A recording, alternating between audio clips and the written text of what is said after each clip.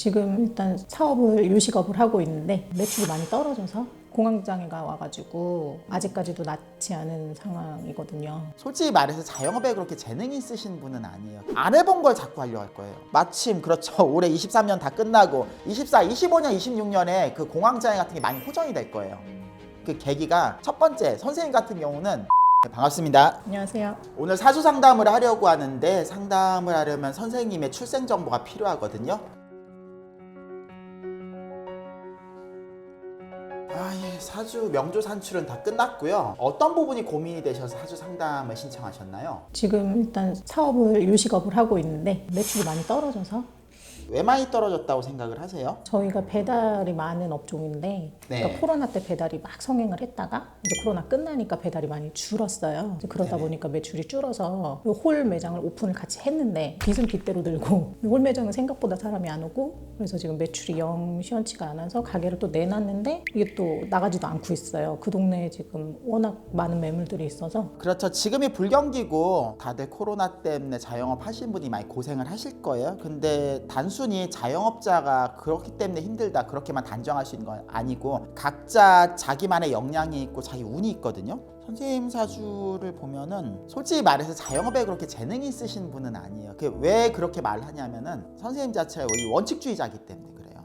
이게 이런 말 하면 안 되는데 지킬 거 지키면서 자영업을 하면 자영업을 하기가 힘듭니다. 사실은 원래 그렇게 해야 되는 게 맞는데, 그리고 원칙주의자라는 말을 다르게 얘기를 하면은 돌발 상황의 대처 능력이 떨어진다는 뜻이에요. 우리가 자영업을 하다 보면 많은 일들이 있잖아요. 내가 예상치도 못한 일이 있고 겪어보지도 못한 일이 있고, 근데 내가 여태까지 경험이 없는 부분에서 되게 당황을 많이 하고 돌발 대처가 잘 안 되는 거예요. 그게 다른 자영업자에 비해서 경쟁력이 떨어진 원인이 되겠죠. 그런데 강점이라 하면은 되게 사업체 자체를 안정적으로 운영을 하는, 그러니까 쓸데없는 돈과 시간과 그런 거를 낭비하지 않는다는 거. 의외로 많은 자영업자분들이 자기 자본도 많지도 않으면서 시간이 남아 돈 것도 아니면서 돈과 시간을 되게 많이 낭비를 하세요. 전략적이라고 해야 되나? 사업체의 규모가 어떻든 그러니까 헛돈과 헛시간을 쓰지 않고 되게 효율적으로 전략적으로 진행을 하신 거예요. 그럼에도 불구하고 어렵다는 게 지금 처해 있는 업계라든지 현 상황이 녹록치가 않다는 거죠. 그리고 운 자체도 올해 자체가 거의 끝나가는데 개묘년이잖아요. 번만큼 쓰는 시기.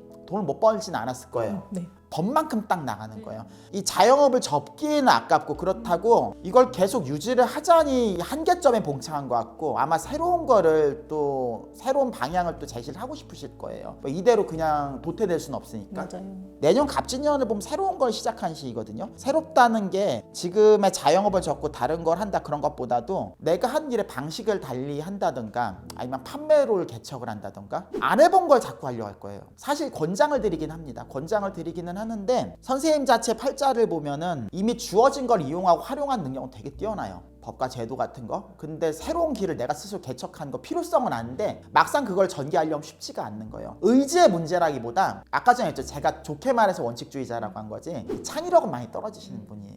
그게 한계가 있는 거예요. 그래서 드리고 싶은 말씀이 그렇게 새로운 루트를 개척하는 게 선생님한테 도움이 되긴 하는데 개인적 역량이 떨어지니까 어떤 돈을 들여서라도 컨설팅을 받아서라도 배달 말고 다른 팔로 자영업자 요식업 하시는 분이 컨설팅 되게 많잖아요. 보면은 그런 전문 분야의 돈과 시간을 써서라도 컨설팅을 받아가지고 이런 분들이 매장 영업 아니더라도 밀키트 같은 거 하더라도 좀 승산이 많이 보여요. 뭐 밀키트 아니더라도 시장에 좀 다변화가 많이 필요하죠. 그게 선생님의 돈과 시간을 아낄 수 있는 지름길이기도 합니다. 그리고 사주를 보면 돈 문제 말고도 다른 문제도 많이 보이거든요. 어떤 예를 들면 똑같은 거라도 선생님 같은 경우는 사실 자영업자 아니더라도 예체능계에도 재질이 보여요. 그게 무슨 말이냐면 감성이 풍부해요. 자기 자신도 감정적인데 상대방 마음도 움직이는 능력이 있어요. 그래서 사실 자영업 하더라도 뭐 물건을 뭐 잘 만들고 음식을 맛있게 만들다 그것보다는 손님 마음을 움직여서 돈을 버는 능력이 더 뛰어난 사람이에요. 그러니까 스토리텔링이 되게 중요하다는 거죠. 뭐 가게 하나를 딱 만들 때도 벽에다가도 우리 가게 어떻게 생겼고 이건 왜 팔게 됐으면 그게 더 중요하다는 거예요. 이런 분들 자체가 근데 약점이 뭐냐면 감성적이다 보니까 계절도 많이 타고 똑같은 상황에서 자기가 한 일이 잘 안 되고 그런 장애가 있으면요 정신적 타격에 그러니까 상대 타격이 더 큰 거예요. 물론 몸 쓰는 것도 그렇게 좋아하시는 분은 아닌데 맞아요. 좀 가만히 앉아서 뭐 그냥 이렇게 머리 쓰는 게 좋은 것 같아요. 지적 능력이 발달돼 있거든요. 사람이 잘하는 게 있어요. 몸 쓰는 거를 하찮게 말해서 그런 게 아니라요. 몸 쓰는 거 잘하는 사람 그게 자기 재능인데요. 하고 싶다고 할 수 있는 거 아니잖아요. 지적 능력이 발달돼 있으신 분이고 그러다 보니까 똑같은 상황이라도 정신적 타격도 되게 크게 겪는 거예요. 특히나 불안감을 참을 수 없으니까. 이런 분 같은 경우는 특히 예를 들어 연애를 한다, 사업하는 사람도 별로 안 좋아해요.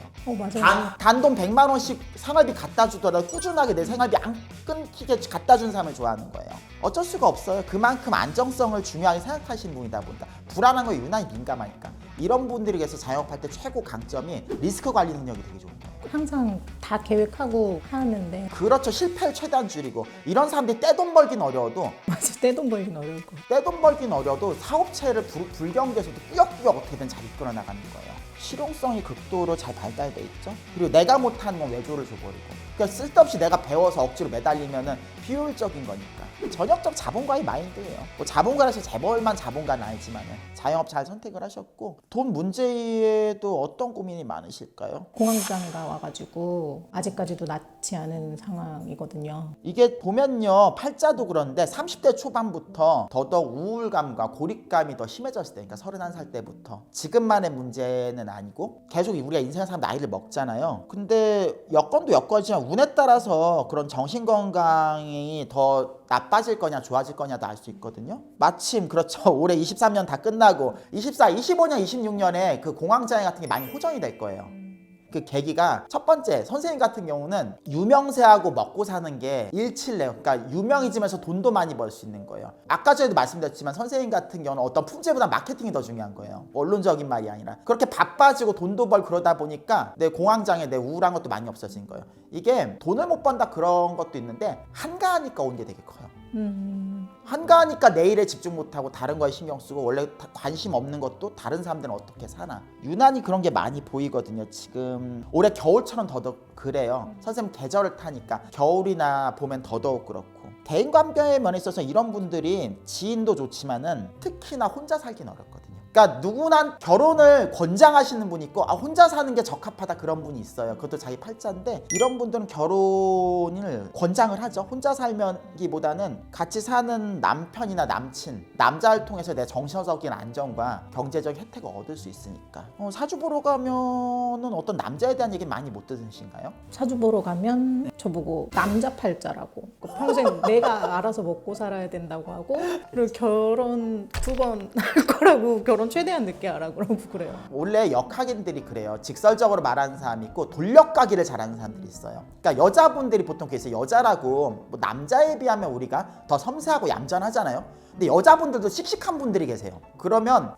남자네 남자 팔자네 이게 당신 씩씩하다 이거예요. 그리고 자기 주관이 크다 못해 남의 말 안 들어먹는다는 말을 돌려까기 하는 거죠. 그게. 근데 그런 것보다 남자 인연이 많은 거는 맞는데요. 그러니까 똑같은 사람에 비해서 일적으로나 사적으로나 남자를 많이 겪긴 쉽다는 거죠. 근데 사람이 남자 인연이 많다고 다 내 남자는 아니잖아요. 그렇게 따지면 공대 다닌 여자는 그 사람들이 다 내 남자게? 남자를 많이 접할 수 있는 기회가 있는 건 맞아요. 분명 이런 사주가 연애에도 유리하긴 해요. 근데 결혼 어차피 한 명이랑 하는 거잖아요. 결혼 2번, 3번 그런 아니 오히려 반대예요. 이런 분들이 만약에 결혼한다 가정을 잘 깨지 않아요. 심지어 깨야 되는 가정도 안 깨는 거야. 이런 분들은 이혼한다는 거 아니에요. 이혼을 하더라도 본인 손으로 한 게 아니라 이혼을 당하는 거예요. 결혼을 했는데 내 남자가 마음에 안 들어요. 뭔가 마음에 안 들고 좀 속되게 말하면 하자가 있어. 근데 그래도 내가 좀 보듬어안고 어떻게든 가정을 좀 이어가. 특히 자식을 낳으면 더더욱 그럴 거예요. 혹시 그것도 나오나요? 제 팔자에 자식이 있나요? 아니 결혼해가지고 결혼해서 살면 자식 만들 수 있죠. 근데 왜 그렇게 말씀하시는지는 알 것 같아요. 일단 자식에 대한 정확히 말하면 핏줄에 대한 애착. 이게 선생님이 정서적으로 팔자가 그런데 의심이 좀 지병이에요. 그러니까 좀 속되게 말하면 나하고 내 핏줄 위에는 아무도 좀 못 믿겠다. 그게 머리로는 아는데 그게 그래요. 자기 방어기제가 커서 그런 거예요. 그러니까 공황장애라는 것도 사실 지금 여건이 안 좋아지고 운이 나쁘게 오니까 이게 도화성이 된 거지. 공황장애 되게 취약한 사주이긴 하거든요. 정서적으로 누구 쉽게 신뢰하지 못하고, 그러니까 밝고 긍정적인 거 솔직히 좀 거리가 멀어요. 많이 절제돼 있고 신중하고 뭐 텐션 이렇게 높진 않다는 거죠.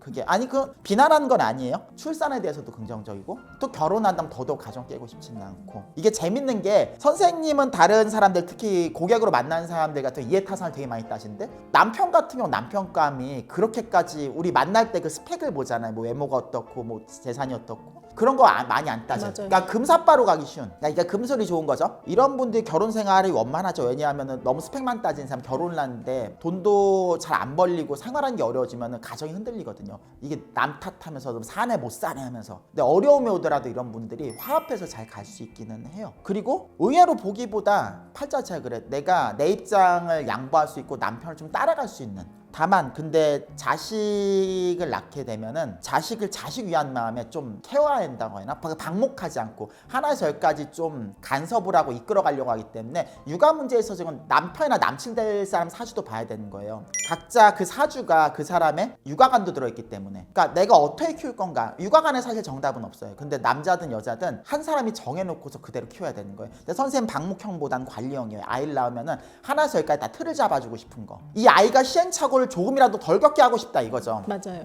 육아법에 다 장단점이 있어요. 근데 그럴 거면 남편하고 그게 많이 좀 상의를 해야 된다는 거. 출산 문제에 있어서 출산이 쉬운 건 아니죠. 아니 출산하는 건 참 힘들잖아요. 막 영상 보면 곰 같은 맹수도 막 머리를 찢고 그러더만 막 보면 산통이 얼마나 고통스럽겠어요. 그 고통이 힘드신 분들이 있거든요. 체질적인 분이 있다 보니까. 근데 그런 거하고 좀 거리가 멀기는 해요. 이런 분들은 근데 좀 여유 갖고 자식을 낳아도 되는. 그러니까 흔히 말해서 좀 나이 먹어서 좀 임신이 어려우신 분들 있긴 하거든요. 불임이 의학적 소견도 있긴 하지만 그냥 체질적인 것도 크니까. 선생님 같은 경우는 뭐 당장 그렇게 급하게 자식을 낳지 않아도 충분히 자식을 건강하게 가질 수가 있다. 이 사주를 보면 그게 선생님 강점인 거예요. 다만 아이를 낳는 게 중요한 게 아니라 선생님 진짜 어려운 게 이 육아가 중요한 거예요. 몸 쓰는 거 힘들어하고 체력이 달리다 보니까 남편이 좀 많이 들어와 주셔야 될 건데, 근데 도와줄 만한 사람을 만날 겁니다. 궁금한 사항에서 많이 제가 상담을 해드린 것 같고, 마지막으로 내가 사주를 통해서 어떤 걸 알고 싶다. 지금 어플 개발을 하고 있어요. 네, 그래서 내년에 이게 좀 잘 될지 궁금해요. 결과적으로는 잘 될 건데, 근데 좀 말씀드리고 싶은 게 어떤 어플 자체 손님 그러니까 보여주면 고객들한테 반응은 좋을 거예요. 근데 개발하는 데 있어서 이게 좀 수월하진 않을 거예요. 왜냐하면은 막상 머릿속에 구상이 돼 있어도 이걸 구현하는 건 좀 다른 문제거든요. 근데 선생님 같은 경우는 실패를 너무 두려워하다 보니까 이게 뭐가 어설프더라도 뭔가를 만들어 놓고 수정 보완하면서 이렇게 만들어 가야 되는데 한 번에 너무 완벽하게 하려다 보니까 이제 시작에 발대기가 어려운 거예요. 그래서 가급적이면은 어플 같은 거 개발하는 거 뭐 컨설팅을 받는다든지. 외주 줬어요.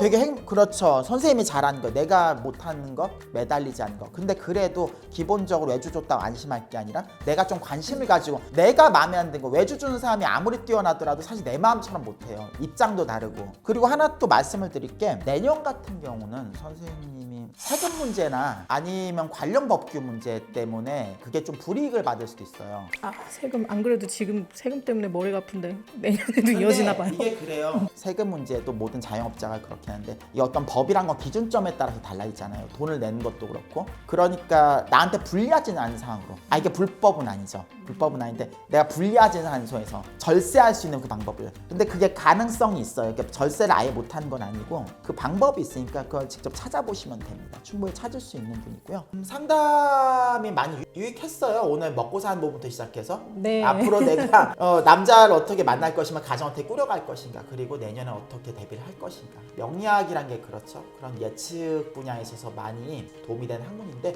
오늘 사주를 이렇게 컨텐츠를 찍어보니까 사주 상담 받아보니까 어떠신가요? 되게 일단 잘 보시는 것 같아요. 일단 제 성향 자체를 되게 잘 파악을 해주시는 것 같고 제가 원했던 답을 해주시는 것 같아서. 역학인들이 그래요. 그 사람의 사주를 하면 그 사람의 기질 나니까 원하는 답을 해주는 것도 있는데, 근데 그게 있어요. 사람이 사주에 특정 기질이 있으면 그 특정 기질대로 보통 대부분이 움직이거든요. 그렇기 때문에 그렇게 느껴지는 것도 있거든요. 이미 내가 그걸 원하고 있고 그걸 진행을 하고 있기 때문에. 근데 뚜렷한 약점도 있죠. 제가 약점도 말씀드렸지만. 뭐 어플이 어쨌거나 된다고 하는 게 오늘 제일 좋네요.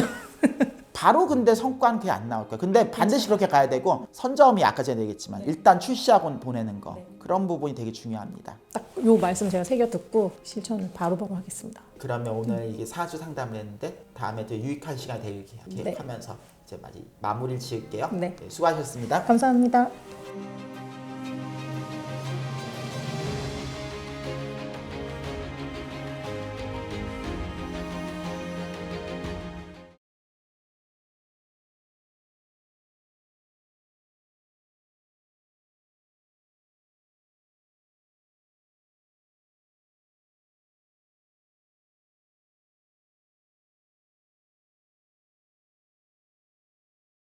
타이밍도 중요한데요. 그게 개발 시점이 언제나 다르긴 하겠지만은 이게 이온으로 온 게 하반기 때일 거예요. 가을, 겨울, 특히 가을철이다 이거겠죠. 봄, 여름 아니고 봄, 여름 어차피 개발하는데 시간 걸리겠지만 미리 개발이 빨리 된다고 해도 봄, 여름 같은 경우는 수익이 구체적으로 난다기보다는 그냥 알려지고 내가 원하는 순이익이 그렇게 나진 않을 거예요. 그럼 처음엔 순이익에 연연하지 마시고 어플 만들어가지고 내가 이벤트도 많이 열고 이걸 알리는 데 초점을 한 거죠. 그러면은 8월부터 빠르면 내년 8월부터 해가지고 이 순이익이 좀 내가 원하는 대로 이렇게 나올 거예요. 그러니까 만족은 못 하실 거예요. 그래도 손해본 장사는 아니니까. 그리고 그게 더 무르익으려면은 내년이 아니라 내후년 그리고 뭐 그렇죠 25년 말하는 거예요. 그리고 26년 흐름이 갈수록 아까 전에 했죠. 25년, 26년이 아까 전에 말한 거랑 맥락이 이어지는 거예요. 인지도도 높아지만 정확히 하면 나의 인지도가 아니라 내 어플의 인지도겠죠. 그러면서 돈도 벌게 되고 바빠지고 그러면서 공황장애를 잊게 되는 거예요. 그런 식으로 흘러가는 거죠. 그러니까 주의해야 할 거 아까 전에도 말씀드렸지만은 계약을 할 때 그 방향성을 정확히 제시를 해줘야 된다. 그리고 완벽하게 하려면 자꾸 늦어질 거예요. 선생님은 이게 선점이 좀 중요해요. 내년에. 그러니까 어플이 좀 어설프더라도 치명적이지 않은 이상 일단 출시해놓고 수정하고 그런 식으로 좀 나아가야 되는 거예요. 이게 선생님 팔자를 보면은 뭐 하나 이제 출시를 한다 치면은 이게 너무 완성도를 만들어 이걸 갖춰놓고 만들어서 출시를 하려고 하기 때문에 이게 자칫하면 내년에도 출시 못할 수도 있어요. 그러면 그러니까 기본적인 틀만 되면은 가급적이면 일단 수정할 때 하더라도 출시하고서 수정하는 걸 그렇게 권장을 드립니다. 제 말 이해되셨죠? 네. 뭐 두 번 결혼하고 그런 건 아니에요. 두 번 결혼하면